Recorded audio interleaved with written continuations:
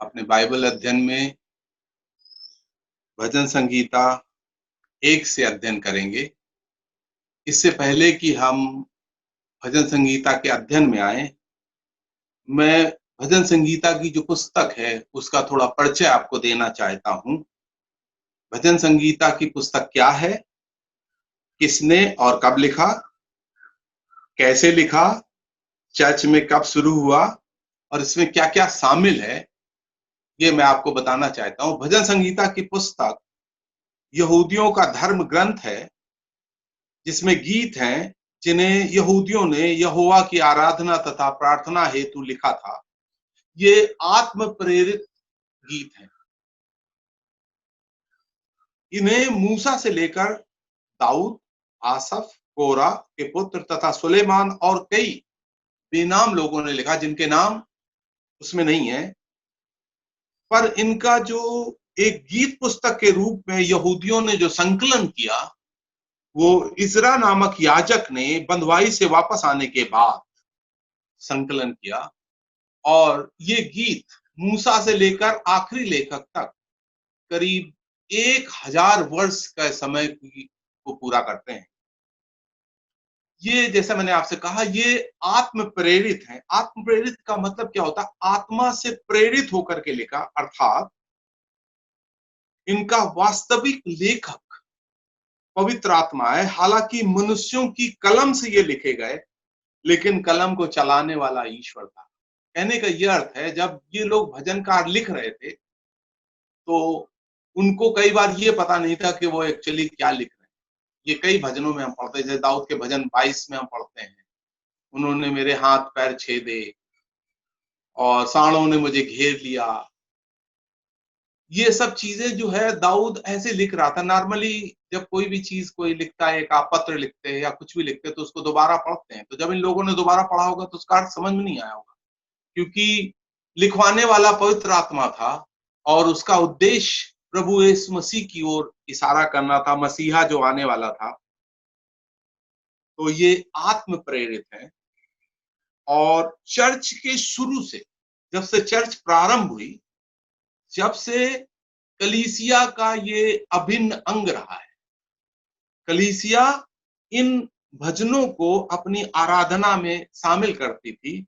मैं चाहता हूं आप अपनी बाइबल से मेरे साथ निकालिए इफिसियों की पुस्तक, उसका 5वां अध्याय और उसका 19 वचन।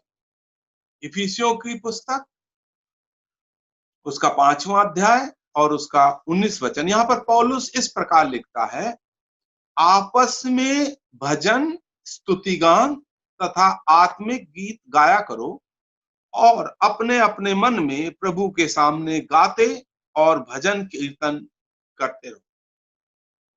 यहां पर पौलुस का लिखने का अर्थ यह है कि तुम्हारी आराधना में 3 चीजें हो, भजन हो, स्तुति गान हो और आत्मिक गीत। इसका मतलब यह हुआ, भजन जो भजन संगीता की किताब में, ये हमारी आराधना का एक हिस्सा है। आत्मिक गीत जो आपके पास गीत पुस्तिका है, जो वचन के आधार पर गीत लिखे गए हैं या जो एक डॉक्ट्रिन के हिसाब से सही है, वो गीत। और तीसरा है आत्मिक गीत, जो आपकी आत्मा से निकल करके आराधना आती है। तो हमारे आराधना के 3 हिस्से यहाँ पौलुस बताता है, भजन, स्तुतिगान और आत्मिक गीत। ये भजन हमारी आराधना का एक प्रमुख हिस्सा है और ये पौलुस के समय से ही एक हिस्सा रहा है। इन भजनों में क्या क्या शामिल है? इन भजनों में स्तुति है, आराधना है, प्रार्थना है, धन्यवाद है। और ज्यादातर भजन मसीहा की ओर संकेत करते हैं, जो मसीहा आने वाला है। अर्थात जैसे भजन का 22:1 और 31:5 में प्रभु यीशु मसीह की ओर इशारा, हे मेरे परमेश्वर, हे मेरे परमेश्वर तूने मुझे क्यों छोड़ा। एग्जैक्टली वो शब्द भी भजनकार ने लिख दिए और प्रभु यीशु मसीह ने स्वयं कहा कि ये सब मेरे बारे में इशारा करते हैं। जब मैं भजन पुस्तक पर ध्यान कर रहा था तो पहला भजन धन्यवादिता से शुरू होता है, क्या ही धन्य है वो पुरुष। हमारी हिंदी भाषा में धन्य आया है और कुछ दूसरी भाषाओं में भाग्यवान आया है, जैसे तमिल भाषा और मलयालम भाषा में आया है भाग्यवान। मतलब क्या ही भाग्यवान है वो पुरुष जो दुष्टों की युक्त पर नहीं चलता। तो जब मैं इसको पढ़ रहा था तो मुझे ध्यान आया कि कुछ भजन हैं जो धन्यवादिता से या भाग्यवान या ब्लेसेडनेस से शुरू होते हैं, और वो जो टोटल 6 भजन है उनके बारे में मैं आपको बताना चाहता हूं। जैसे भजन 1 है, ये भी शुरू होता है, क्या ही धन्य है वो पुरुष। भजन 32 है, क्या ही धन्य है वो पुरुष जिसके पाप क्षमा हुए। तो भजन 1 के 3 में है, वो धन्य पुरुष का क्या है, भाग्यवान पुरुष का क्या है, उसको सफलता मिलती है। भजन 32 का जो धन्य पुरुष है उसको क्षमा मिलती है। भजन 41 का जो धन्य पुरुष है उसको सुरक्षा मिलती है। भजन 119 में क्या है, उसको ज्ञान मिलता है। भजन 119 का 130 आयत में लिखा हुआ है, तेरे वचन के प्रवेश से प्रकाश होता है। और भजन 128 के जिसके आधार पर हमारी बहनों ने भी एक गीत गाया है, उसमें क्या है, हमें स्वास्थ्य और समृद्धि मिलती है, तेरा भला ही होगा, सब कुछ अच्छा होगा। और जो आखिरी भजन है जो धन्यवादता शुरू होता है वो 144 है, वो धन्य है हमारा प्रभु। हम लोग धन्य हैं, हमारा प्रभु धन्य है, और उस धन्य प्रभु के हम लोग हैं। अगर हम भजन 144 को पढ़े, वो हमारा आज का विषय नहीं, लेकिन वहां पर आप देखेंगे क्योंकि हमारा प्रभु धन्य है, इसलिए हमारे बेटे, हमारी बेटियां, हमारे खेत, हमारे भेड़, हमारे बैल, हमारे घर सभी धन्य होंगे। सदियों से इन भजनों को संतों की सांत्वना का एक बड़ा स्रोत रहा। मैंने स्वयं इन भजनों के द्वारा अपने जीवन में काफी सांत्वना पाई है। जब ये भजन का अध्ययन आगे बढ़ेगा तो मैं उसके बारे में आपको बताऊंगा। तो ये हमारा था भजनों का परिचय। भजन की पुस्तक में 150 भजन है और ये 5 पुस्तकों में विभाजित है। लेकिन अभी हम भजन 1 पर आ जाएंगे और हम पूरे भजन को 1 आयत से लेके 6 आयत तक पढ़ेंगे। मैं आपके सामने इनको पढ़ रहा हूं। भजन संख्या 1, उसकी 1 आयत से लेके 6 आयत तक। क्या ही धन्य है वो पुरुष जो दुष्टों की युक्ति पर नहीं चलता, ना पापियों के मार्ग में खड़ा होता, ना ठट्ठा करने वालों की मंडली में बैठता है, परंतु वो तो प्रभु की व्यवस्था से प्रसन्न रहता और उसकी व्यवस्था पर रात दिन ध्यान करता रहता है। वो उस वृक्ष के समान है जो बहती नालियों के किनारे लगाया गया है, जो अपनी ऋतु में फलता है और जिसके पत्ते कभी नहीं मुरझाते। इसलिए जो कुछ वो पुरुष करे वो सफल होता है। दुष्ट लोग ऐसे नहीं होते, वे भूसी के समान होते हैं जो पवन से उड़ाई जाती है। इस कारण दुष्ट लोग अदालत में स्थिर न रह सकेंगे, ना पापी धर्मियों की मंडली में ठहरेंगे। क्योंकि प्रभु धर्मियों का मार्ग जानता है, परंतु दुष्टों का मार्ग नाश हो जाएगा। परमेश्वर अपने पवित्र वचन के पढ़ने से हमें आशीष दे। इस वचन में हम 2 प्रकार के लोग देखते हैं, 2 लोग, 2 मार्ग और उनके 2 अंत। 2 प्रकार के लोग हैं, धर्मी लोग और दुष्ट लोग। 2 मार्ग है, परमेश्वर के वचन का मार्ग, दुष्टों की युक्ति का मार्ग। 2 अंत है, एक आशीषित अंत है और दूसरा है नाश का अंत। तो यहाँ पर धन्य मनुष्य की व्याख्या दी गई है, वो पुरुष जो दुष्टों की युक्ति पर नहीं चलता। इन 6 आयतों को हम इस प्रकार से बांट सकते हैं, धन्य मनुष्य की युक्ति, धन्य मनुष्य की शक्ति, धन्य मनुष्य की प्राप्ति और उसके अलावा धन्य मनुष्य की दोस्ती। धन्य मनुष्य की युक्ति भजन संगीता के 1 और 2 में है, इसकी आयत में है।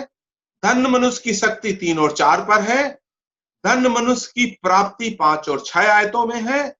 और धन्य मनुष्य की दोस्ती यहोवा के साथ, यहोवा की आज्ञाएं, यहोवा की व्यवस्था से प्रसन्न रहना है। अगर इसका आप निचोड़ देखें तो ये धन्य मनुष्य कौन है? जब मैं इसके ऊपर ध्यान कर रहा था तो मेरे मन में 3 बातें आई। धन्य है वो पुरुष जो दुष्टों की युक्ति पर नहीं चलता। कहने का क्या अर्थ है?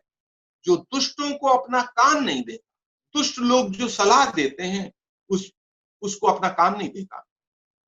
दूसरा है, दुष्टों को वो अपना ध्यान नहीं देता, जो लोग वो कहते हैं उस पर वो बाद में मनन नहीं करता।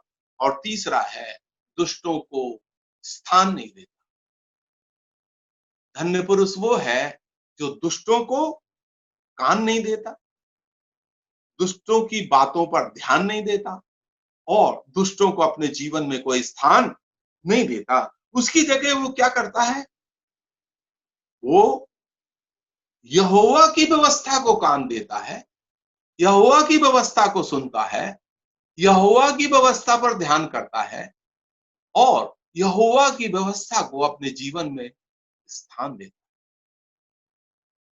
तो हमारे जीवन में परमेश्वर के वचन को बहुत एक इंपॉर्टेंट, बहुत महत्वपूर्ण स्थान है। उसका विवरण इसमें है। मैं विश्वासियों को ज्यादातर जीवन के 5 स्तंभ, एक मसीह जीवन के 5 स्तंभ के रूप में बताता हूं। और वो 5 स्तंभ इस प्रकार से हैं। जब आप सुबह उठें तो सबसे पहले आप प्रार्थना करें, हाथ मुंह धो करके, घुटने टेक करके प्रभु के सम्मुख प्रार्थना में आए। इसको अपने जीवन का एक अटूट हिस्सा बना लें। सबसे पहले अगर मुंह खोलो तो परमेश्वर से प्रार्थना में खोलिए। दूसरा है, प्रार्थना के बाद परमेश्वर की आवाज को सुने, उसके वचन को सुने, उसको अपना कान दें। तीसरा है, मैं लोगों से कहता हूं, संडे का दिन परमेश्वर का दिन है। 6 दिन आप खूब काम करें, एक दिन परमेश्वर का दिन है। 6 दिन आपके लिए है, लेकिन संडे के दिन कोई भी प्रोग्राम ना बनाए। और चौथा मैं कहता हूं, परमेश्वर ने जो कुछ आपको दिया है उसमें कम से कम आप 10% प्रभु को अवश्य दें। और जो पांचवी चीज मैं लोगों से कहता हूं, वो ये कहता हूं कि जीवन में कोई समस्याएं आएंगी जिनका समाधान हमारे पास नहीं होता, उसके लिए हम प्रभु के सामने उपवास और प्रार्थना में एक दिन बिताएं और उसका आप रिजल्ट अपने सामने देखेंगे। तो ये 5 स्तंभ है। लेकिन मैं इसका दूसरा स्तंभ है जो परमेश्वर के वचन का महत्व। जब आपके कान में कोई आवाज जाए, आपके मुंह से कोई शब्द निकले तो परमेश्वर की प्रार्थना में निकले, और कान में अगर आवाज जाए तो परमेश्वर का वचन। तो यहां पर हम देखते हैं, ये व्यक्ति ना तो कान देता है, ना ध्यान देता है, ना स्थान देता है।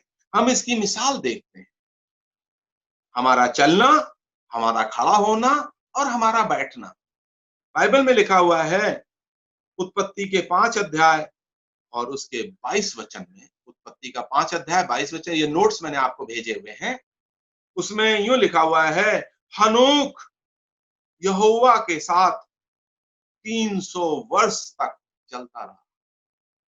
अगर आप उत्पत्ति का 5 और 6 अध्याय पढ़ें तो उस समय दुनिया पाप और बुराई से भरी हुई थी। लेकिन उस पाप और बुराई के समय में भी हानोक 1 साल 2 साल नहीं, 300 साल यहोवा के साथ साथ चलता रहा। जब आप यहोवा के साथ चलते हैं, उसके वचन के अनुसार चलते हैं, तो यहोवा भी आपके साथ चलने लगता है। यहोवा उसके साथ 300 साल चला और अंत में यहोवा ने क्या कहा, हानोक बहुत हो गया, चलो अभी घर चलते हैं। तो हानोक को प्रभु अपने घर ले गया। हम इस पाप भरी दुनिया में, दुनिया कभी भी अच्छी नहीं थी उस समय भी, हम क्या पढ़ते हैं, मनुष्य के मन से जो निकलता था निरंतर बुरा ही था। उतनी बुरी दुनिया में हानोक बड़े तन मन से यहोवा के साथ चले। हम दुष्टों के साथ ना चलें, यहोवा के साथ चलें। दूसरा पढ़ते हैं, एलिया नबी था जो यहोवा के सम्मुख खड़ा हुआ। वो 2 बार कहता है, यहोवा के सम्मुख में खड़ा होता हूं। मतलब हमारा परमेश्वर जो है सदैव हमें देखता है। जब मैंने बाइबल पढ़ी पहली बार तो मुझे लगा, जो पहला नाम बाइबल में किसी ने परमेश्वर को दिया, ये एक अन्य जाति स्त्री ने, हाजिरा ने दिया। और हाजिरा ने उत्पत्ति के 16 अध्याय के 13 वचन में दिया है। क्या कहा है कि परमेश्वर तू मेरा देखने हारा परमेश्वर। हमारा परमेश्वर कौन है? जो हमें सदैव देखता है। जब आप रेलवे स्टेशन जाते हैं या एयरपोर्ट जाते हैं, वहां पे क्या लिखा होता है? आप सीसीटीवी के निगरानी में हैं। लेकिन मुझे तुरंत ध्यान आता है, परमेश्वर तेरा धन्यवाद हो, हम आपकी निगरानी में है। हमारा परमेश्वर सदैव हमें देखता है। तो यहाँ पर एलिय्याह कहता है, उस यहोवा परमेश्वर के सम्मुख मैं खड़ा होता हूं। एलिय्याह यहोवा के सम्मुख खड़ा हुआ, लेकिन उसके जीवन में ऐसी परिस्थिति आ गई जब वो काफी हतोत्साहित हुआ। तो हम क्या पढ़ते हैं? यहोवा उसके साथ खड़ा हुआ। पहला राजा के 18 और 19 अध्याय में अगर पढ़ें तो चूंकि एलिय्याह यहोवा के साथ खड़ा होता था, यहोवा भी एलिय्याह के साथ खड़ा हो गया। समझिएगा, अगर आप यहोवा के साथ चलेंगे, यहोवा आपके साथ चलेगा। यहोवा के साथ आप खड़े होंगे, यहोवा आपके साथ खड़ा होगा। वहां क्या बोलते हैं? उस हतोत्साहित स्थिति में यहोवा का दूत उसके पास आया, झाऊ के पेड़ के नीचे वो लेटा हुआ था, उसको जगाया, उसे भोजन खिलाया, उसे पानी पिलाया। और क्या पढ़ते हैं? उस भोजन की शक्ति से एलिय्याह 40 दिन तक चल के होरब तक चला गया। जब मैं इसको पढ़ता हूँ, कितना महान है हमारा परमेश्वर। क्या भोजन खिलाया उसने, क्या उसमें ताकत थी, क्या विटामिन थे उस रोटी में, कि उस रोटी को खा करके परमेश्वर का भक्त 40 दिन की यात्रा पूरी की। मैं सोचता हूँ बाइबल में 2 ही जगह लिखा हुआ है जहां पर परमेश्वर ने किसी को खिलाया। एक तो इस अपने भक्त को जो बड़ी हतोत्साहित दशा में था, और दूसरा वो 7 प्रभु के चेले जो प्रभु से दूर हट करके अपने पैसे कमाने के धंधे में लगे हुए थे। जब उन्होंने कोई मछली नहीं पकड़ी तब प्रभु ने कहा दाहिनी ओर जाल डालो, और जब उन्होंने मछली पकड़ ली और वापस आए तो क्या देखते हैं? वहां पर आग पर भुनी हुई मछली और रोटी रखी हुई थी। 2 लोगों को प्रभु ने खाना खिलाया। और तीसरा हम पढ़ते हैं, दाऊद यहोवा के सम्मुख बैठा। हनोक प्रभु के साथ चला, एलिय्याह प्रभु के सम्मुख खड़ा हुआ, और दाऊद प्रभु के सम्मुख बैठा। हमारा चलना, खड़ा होना, बैठना दोस्तों के साथ नहीं, यहोवा के साथ होना चाहिए। और वहां पर हम पढ़ते हैं, परमेश्वर ने, दूसरा शमूएल का 7 अध्याय में है, उसके 29 वचन में क्या कहता है? उसका घराना सदा काल के लिए धन्य। जब हमारा उठना, बैठना और चलना यहोवा के साथ होगा, परमेश्वर आपके घराने को धन्य कर देगा। इसलिए हमें क्या करना है? हमें बहुत ध्यान से अपने जीवन को प्रभु के मार्ग में चलाना है। यहाँ पर इस धन्य व्यक्ति की संज्ञा उस वृक्ष से दी गई है। तीसरी आयत में पढ़ते हैं, वो उस वृक्ष के समान है जो बहती नालियों के किनारे लगाया गया है और अपनी ऋतु में फलता है, जिसके पत्ते कभी नहीं मुरझाते, और जो कुछ वो पुरुष करे वो सफल होता है। यहाँ पर हम इस धन्य पुरुष की 5 बातें देखते हैं। उसकी तुलना या उसकी संज्ञा उस हरे भरे और फल लाने वाले वृक्ष से दी गई है। और इस वृक्ष की खासियत क्या है? पहली बात तो वो स्थिर, जो वृक्ष जहां लगा हुआ है कभी वहां से हटेगा नहीं। हम एक बार प्रभु में आ गए, हम कभी वहां से हट नहीं सकते। वो स्थिर है, जो बहती नालियों के किनारे लगाया गया। इंग्लिश में आता है प्लांटेड। परमेश्वर ने हमें जंगल से निकाल कर अपने घर में प्लांट कर दिया। और में बहती हुई नालियां, जहां वचन बह रहा है, परमेश्वर का वचन, तो परमेश्वर ने हमें स्थिर किया है। दूसरा क्या है? उसके पत्ते कभी नहीं मुरझाते। उसके जीवन में स्थिरता है, उसके जीवन में हरिता है, क्योंकि उसकी जड़ें कहां पर है? पानी में। जब आपकी जड़ें परमेश्वर के वचन में होंगी, बाइबल में लिखा हुआ, आपके पत्ते कभी नहीं मुरझाएंगे। तीसरा हम पढ़ते हैं, उसके अंदर जीवन है, पेड़ में जीवन होता है। और चौथा हम पढ़ते हैं, समय पर वो फल लाता है। उसके जीवन में फल आने लगते हैं। और अंत में जो कुछ वो करे वो सफल होता है। परमेश्वर की ये प्रतिज्ञा है कि अगर आपकी जड़ें परमेश्वर के वचन में हैं, तो आप जो करेंगे परमेश्वर उसको सफल करेगा। मैंने अपने जीवन में इस चीज को अनुभव किया। जहां मैंने सेवा की, वहां परमेश्वर ने हमें नहीं, हमारी यूनिट को भी, जिस जहाज में या जहां पर भी था, बहुत आशीषित किया। क्योंकि बाइबल में लिखा हुआ है, अगर आपका जीवन वचन पर आधारित है, यहाँ पर क्या लिखा हुआ, जो कुछ आप प्रार्थना में कहें, परमेश्वर मैं ये कर रहा हूं, आप इसको सफल कीजिए, और परमेश्वर इस चीज को सफल करेगा। तो यहाँ पर हमने 5 चीजें देखी। वो स्थिर रहता है, वो हरा भरा रहता है, उसमें जीवन होता है, वो समय पर फल लाता है, और वो जो कुछ करे वो सफलता की ओर बढ़ता है। लेकिन दुष्टों की तुलना कैसे की गई है? 4 आयत में है। दुष्ट लोग अलग होते, वो ऐसे नहीं होते। कैसे होते? भूसी के समान होते हैं, जो पवन से उड़ाई जाती। दुष्टों की तुलना भूसी से की गई। आपने भूसी पर ध्यान दिया? मैं देखता हूं भूसी में कोई वजन नहीं होता, वो हवा से उड़ती है, हवा उसको उड़ाती है। पवन, जहां भी शब्द आया है बाइबल में, वो पवन से मतलब होता है शैतान।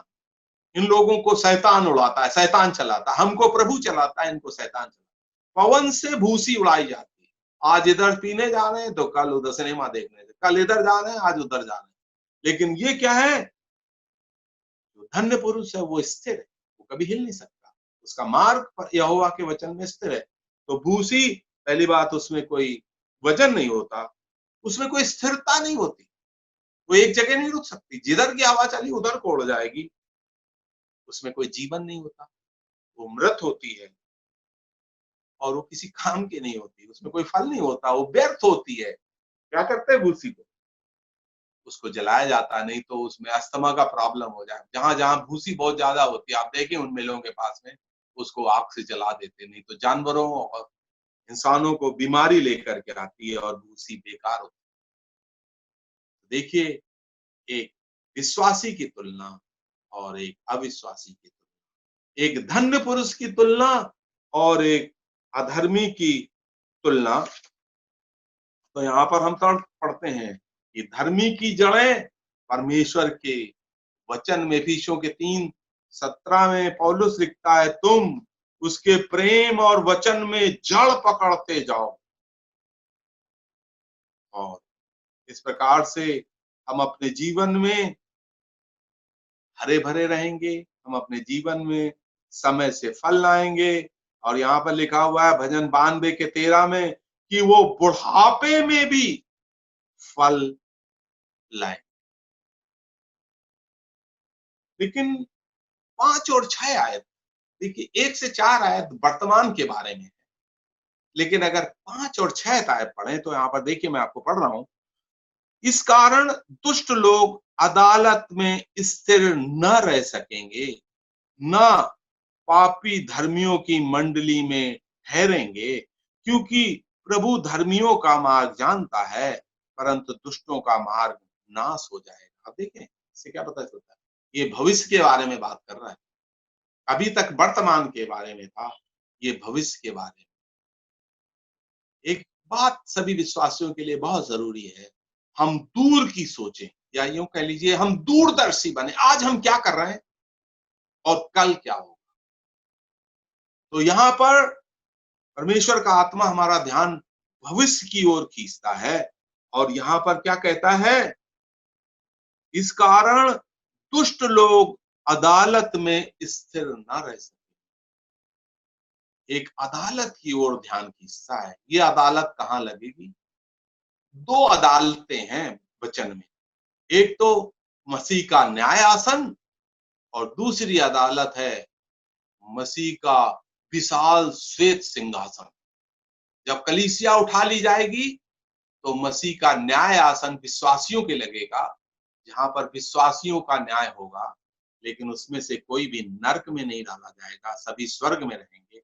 उनके कामों का न्याय होगा, सभी लोग स्वर्ग में जाएंगे, वहां से कोई भी नरक में नहीं जाएगा। लेकिन दूसरी अदालत जो लगेगी, ये जब जमीन और आसमान हट जाएंगे, भजन प्रकाशित वाक्य 21 में हम पढ़ते हैं, उस समय ये अधर में अदालत लगेगी, और इसको कहते हैं ग्रेट व्हाइट थ्रोन। ये इतना बड़ा सिंहासन होगा, क्योंकि बहुत लोगों का वहां पर न्याय करना होगा। आदम के बाद से जितने लोग आखिरी तक सब वहां पर इकट्ठे होंगे।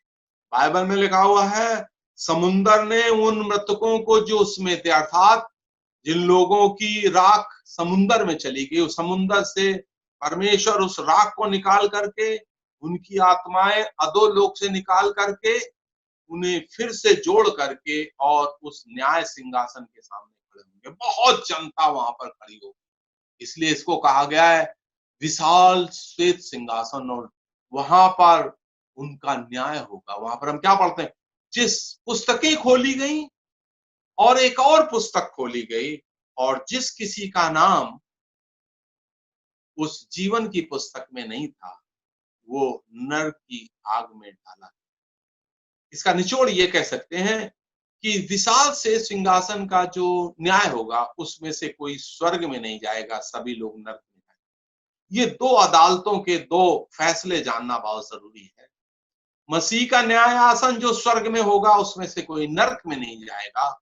लेकिन मसीह का जो विशाल श्वेत सिंहासन का जो न्याय होगा, उसमें से कोई स्वर्ग में नहीं जाएगा, सभी लोग नरक में जाएंगे। इसलिए यहाँ पर उस अदालत की ओर हमारा इशारा करता। सभी मनुष्यों का ये कर्तव्य है कि दूर की सोचें। एक विश्वासी होने के नाते हमें सिर्फ वर्तमान की नहीं सोचना है, हमें दूर की सोचना है। इसलिए पौलुस क्या कहता है, थोड़े दिन का इस पृथ्वी का क्लेश, आने वाली महिमा जो प्रकट होगी उसके सामने ये कुछ भी नहीं। हमें हमेशा दूर की सोचना, ये हमारे लिए बहुत बहुत जरूरी है। कई लोगों ने बाइबल में, हम पढ़ते हैं, दूर की नहीं सोची।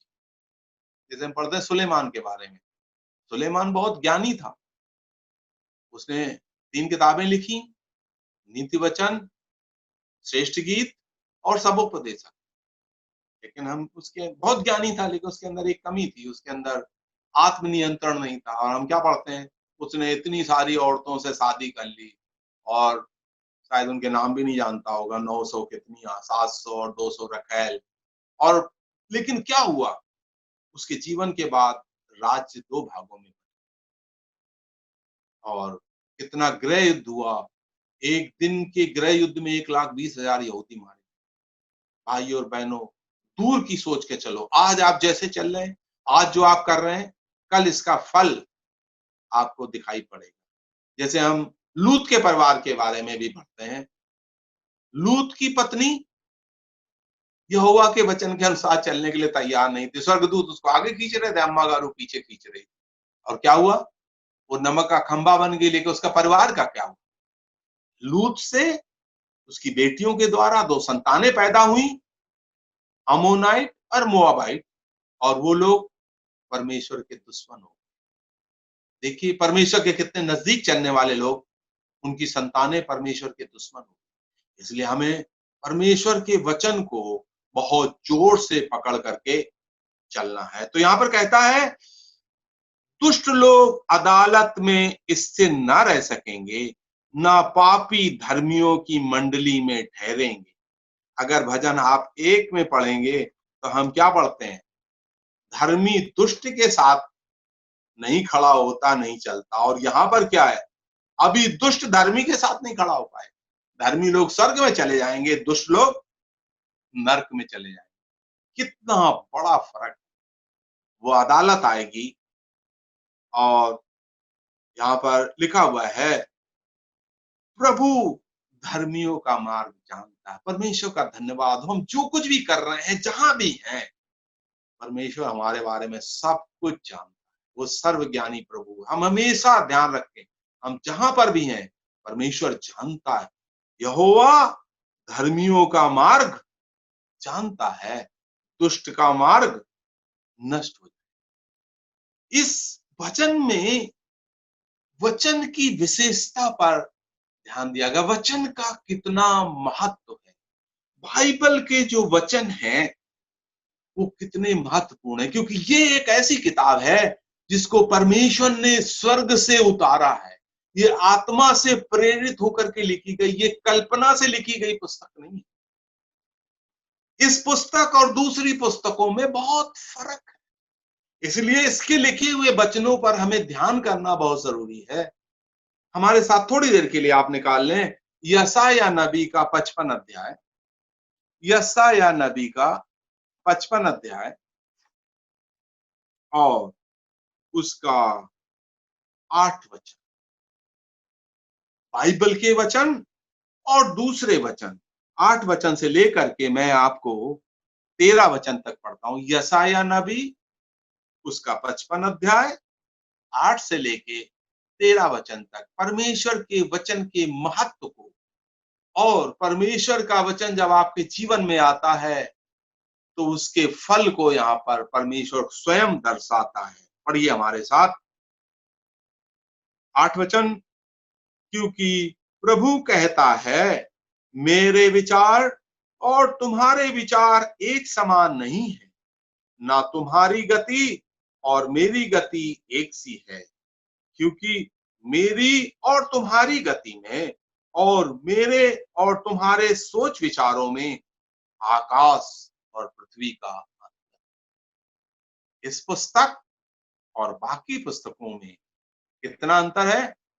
आकाश और पृथ्वी का। क्योंकि ये आसमान से आई हुई पुस्तक है, ईश्वर के विचार हैं, बाकी मनुष्यों का ज्ञान है। और आगे 10 वचन में लिखा हुआ है, जिस प्रकार से वर्षा और हिम आकाश से गिरते हैं, वो यूं ही वहां लौट नहीं जाते, वरन भूमि पर पड़कर उपज उपजाते हैं, जिससे बोने वाले को बीज और खाने वाले को रोटी मिलती है। बारिश से क्या होता है? उससे फसल पैदा होती है, पीने के लिए पानी मिलता है, खाने के लिए भोजन मिलता है। इसी प्रकार से परमेश्वर कहता है, मेरा वचन भी होगा जो मेरे मुख से निकलता है। ये वचन बाइबल कहां से आई? परमेश्वर के मुख से निकले हुए शब्द हैं। वो व्यर्थ ठहर कर मेरे पास वापस न लौटेगा, जो मेरी इच्छा है उसे वो पूरा करेगा, और जिस काम के लिए मैंने उसको भेजा है उसे वो सफल करेगा। उसका उद्देश्य है मुक्ति और चंगाई, क्योंकि तुम आनंद के साथ निकलोगे। जब परमेश्वर का वचन आपके अंदर जाएगा, आपके अंदर आनंद आएगा, शांति के साथ पहुंचाओ जाओगे। आपका जीवन एक शांतिपूर्ण जीवन होगा। तुम्हारे आगे आगे पहाड़ और पहाड़ियां गला खोलकर जय जयकार करें। जिनको आप सोचते हैं बहुत बड़े लोग हैं, पहाड़ हैं, बहुत बड़े लोग हैं, वो आपकी तारीफ करेंगे, क्योंकि आपका जीवन परमेश्वर के वचन पर आधारित है। और 13 वचन में लिखा हुआ, भटकटाइयों की संति सनोवर उगेंगे और बिच्छू पेड़ों की संति मेहंदी उगेगी। जो गांव के रहने वाले लोग हैं वो शायद जानते होंगे भटकटाइये क्या होते हैं। भटकटाइये का जो पेड़ होता है उसके पत्ते में भी कांटे होते हैं, उसके फल में भी कांटे होते हैं, उसको कोई जानवर भी नहीं खा सकता, वो सिर्फ जलाई जाती। नॉर्मली लोग उसको काट के उसको जला देते ताकि उसके फल से दोबारा जो है पेड़ ना आए। तो भटकटैये का पेड़ किसी काम का नहीं होता और जहरीला भी होता है, लेकिन उसकी जगह क्या होगा? सनोवर हो गई। छोटा सा एक पौधा होता है भटकटैये, ज्यादा 6 या 8 इंच, लेकिन कई मीटर ऊंचा सनोवर। ये पहाड़ी प्रदेश में सनोवर के पेड़ होते हैं। आपका जीवन बहुत ऊंचा उच्च स्तर का जीवन परमेश्वर देगा जब परमेश्वर का वचन आपके जीवन में आएगा। और आगे लिखा, बिच्छू पेड़ों की संति। बिच्छू पेड़ आपने देखे जिसको छुई मुई बोलते हैं, छूने से छुए, लेकिन उसका कांटा एकदम पकड़ लेगा, आपके कपड़े को फाड़ देगा। बिच्छू पेड़ों की जगह क्या निकलेगा? मेहंदी उगेगी, मर्टल बोलते हैं। मेहंदी के पेड़ की क्या खासियत? बिच्छू का पेड़ तो ऐसा कांटा है कि फाड़ देगा, लेकिन मेहंदी के पेड़ की क्या खासियत है? सभी लोग मेहंदी लगाते हैं ना, ज्यादातर लोग। मेहंदी के पेड़ की खासियत है उसकी जड़ से लेके उसके तने में, उसकी डालियों में, उसके पत्तों में, उसके फूल में, उसके फल में, सब जगह बहुत सुंदर सुगंध होती है। जड़ से लेके फल तक बहुत सुंदर सुगंध होती है। तो परमेश्वर कहता है, तुम्हारा जीवन जो भटकटाइयों और बिच्छू पेड़ों के समान है, उसको मैं सनोवर और मेहंदी जैसा कर, जिसमें सदैव एक सुगंध आती रहेगी, और इससे प्रभु का नाम होगा और ये सदा का चिन्ह होगा और कभी मिटेगा। तो परमेश्वर के वचन के महत्व को, क्योंकि ये वचन परमेश्वर के मन से निकले हुए वचन है, और ये वचन जब हमारे मनों में आते हैं तो ये सारे रिजल्ट हमारे सामने दिखाई पड़ते हैं। अंत में मैं आपके सामने ये कहना चाहता हूं कि धर्मी सदा बना रहेगा और दुष्ट नाश होता है। एक्चुअली नाश का मतलब होता है, इंग्लिश में कहते हैं पेरिश। पेरिश का अर्थ होता है परमेश्वर के द्वारा भुला दिया जाना। परमेश्वर दुष्ट को भुला देगा। एक हमारे नेवी के भाई साहब हैं, हीरा सिंह, जब वो नई नई बाइबल पढ़ रहे थे तो उन्होंने ये प्रश्न मुझसे पूछा, धनी व्यक्ति और लाजरस के बारे में। उन्होंने कहा, मिश्रा जी, यहाँ जो गरीब भिखारी है इसका नाम तो लिखा हुआ है, लेकिन धनी व्यक्ति का नाम नहीं। लूका के 16 अध्याय में उसकी कहानी है। इतना धनवान था, उसका सब डबल में है। बैंगनी मलमल पहनता, सुख विलास से रहता और धूमधाम से चलता था, बहुत बड़ा आदमी था। लेकिन जब उसके बारे में प्रभु यीशु मसीह बता रहे हैं तो उसका नाम बताना भूल गए। क्या परमेश्वर कुछ भूल जाता है? परमेश्वर कुछ भी भूलता नहीं, लेकिन जो परमेश्वर को भूल जाता है उसको परमेश्वर भी भूल जाता है। तो जब भाई ने हमसे पूछा, उस प्रश्न को मैं कभी भूला नहीं कि उसका नाम क्यों नहीं है। गरीब आदमी का नाम है क्योंकि वो विश्वासी था, उसका नाम जीवन की पुस्तक में था, इसलिए उसका नाम वहां पर दर्ज है। धनी व्यक्ति मर करके नरक में चला गया, इसलिए उसको यहोवा ने, जो यहोवा को भुला देते हैं, यहोवा भी उनको सदा काल के लिए भुला देता। दुष्टों का मार्ग नाश हो जाएगा, ऐसा बाइबल में आया है, लेकिन धर्मी सदा बना रहेगा। हम परमेश्वर की उपस्थिति में सदा बना रहेंगे। हमें अपनी सोच को वचन के अनुसार बढ़ाना है और सोच को ऊंचा करना है, हमारे विचारों को ऊंचा करना। कहते ना, साधारण जीवन और उच्च विचार, सादा जीवन उच्च विचार। हमारे विचार में परमेश्वर का वचन, जब आप पढ़े परमेश्वर का वचन पढ़ें, सुने परमेश्वर का वचन सुने, और जब ध्यान करें तो परमेश्वर का वचन पर ध्यान करें। दुनिया के आप किसी चीज पर ध्यान करिए, दुनिया में कोई भी चीज स्थायी नहीं। सिर्फ इस दुनिया में एक ही चीज स्थायी है, ये परमेश्वर का वचन, जो बाइबल। प्रभु यीशु मसीह ने क्या कहा?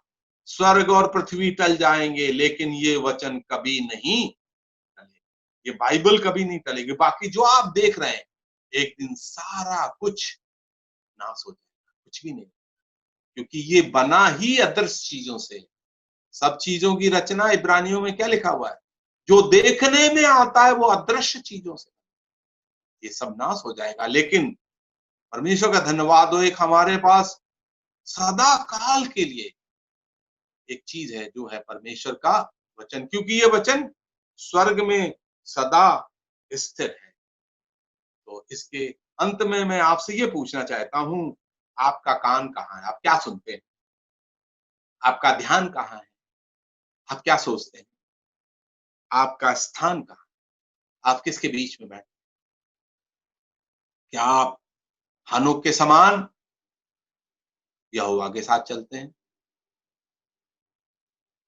क्या आप एलिया के समान सदैव प्रभु के सम्मुख रहते हैं? यहोवा सदा मुझे देख रहा है। क्या आप जब बैठते हैं आपके इस बात का ध्यान रहता है, मैं यहोवा के सम्मुख बैठा? ऐसा कोई समय नहीं जब हम यहोवा की निगरानी में ना हो। वो हमें सदैव देखता है, हमारा परमेश्वर है जो हमारी प्रार्थना को भी सदैव सुनता है। इसलिए हम अपने मनों को परमेश्वर के वचन से भर दें।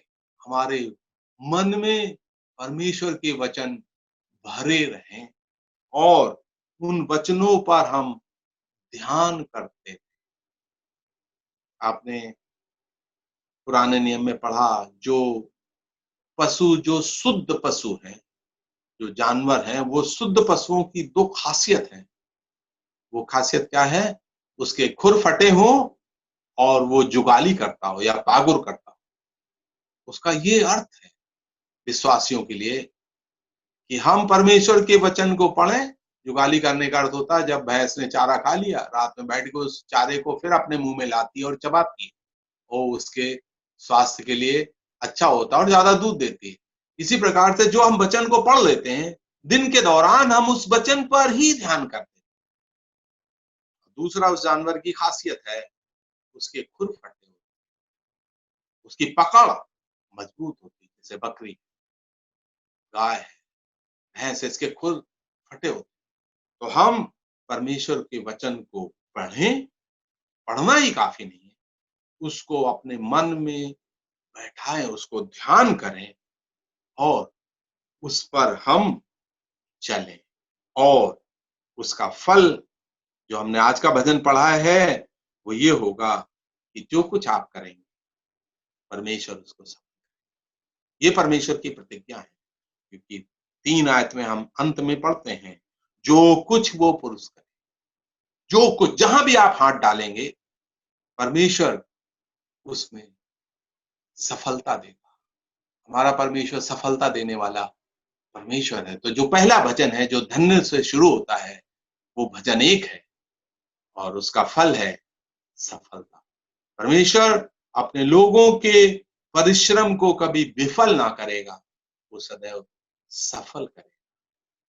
आगे हम जब दूसरे भजनों का अध्ययन करेंगे तो हम उसमें और बताएंगे क्या क्या उसका लाभ, जैसे भजन 128 से जो गा रहे थे, हैं, तेरा भला ही होगा, तू अपनी कमाई को निश्चय खाने पाएगा, भजन 128 में लिखा हुआ। क्या ही धन्य है पुरुष जो यहोवा के भय में चलता है, उसकी राहों पर चल। कैसे पता चलेगा वो यहोवा के भय में चल रहा है? क्योंकि वो उसकी राहों में चलता है। उसकी राह कहां पर? उसके वचन में है। तो यहोवा के भय मानने वाले की राह क्या है? यहोवा का वचन। और जब वचन में चलेंगे तो वहां बहुत सारी प्रतिज्ञाएं हैं। परमेश्वर ने चाहा तो इन भजनों का अध्ययन हम भविष्य में करेंगे। एक बार फिर से मैं आपको चैलेंज करना चाहता हूँ, आपके कान कहाँ है, आपका ध्यान कहाँ है, आपका स्थान कहाँ है? और हम परमेश्वर के वचन को अपना कान दें, परमेश्वर के वचन पर सदैव अपना ध्यान दें और परमेश्वर के वचन को अपने जीवन में पूर्ण स्थान दें, पूरा स्थान। और जरूर है कि परमेश्वर आपके सारे कामों को सफल करेगा। परमेश्वर इस वचन के पढ़ने से हमें आशीष दे।